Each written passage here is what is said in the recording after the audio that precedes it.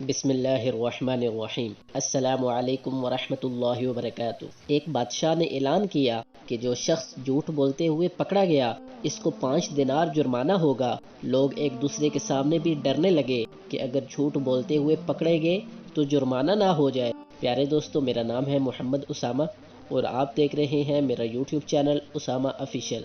اگر آپ نے ابھی تک میرے چینل کو سبسکرائب نہیں کیا، سبسکرائب کریں اور ساتھ نیچے بیل آئیکن کو کلک کریں تاکہ ہر آنے والی نیو ویڈیو آپ کو سب سے پہلے مل سکے۔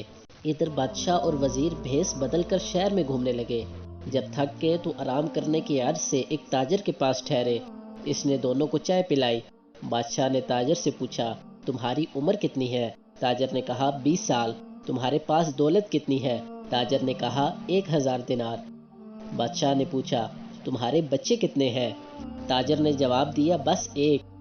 واپس آ کر انہوں نے سرکاری دفتر میں تاجر کے کوائف اور جائیداد کی پڑتال کی تو اس کے بیان سے مختلف تھی۔ بادشاہ نے تاجر کو دربار میں طلب کیا اور وہی 3 سوالات دہرائے۔ تاجر نے وہی جوابات دیے۔ بادشاہ نے وزیر سے کہا، اس پر 15 دینار جرمانہ عائد کر دو اور سرکاری خزانے میں جمع کرا دو، کیونکہ اس نے 3 جھوٹ بولے ہیں۔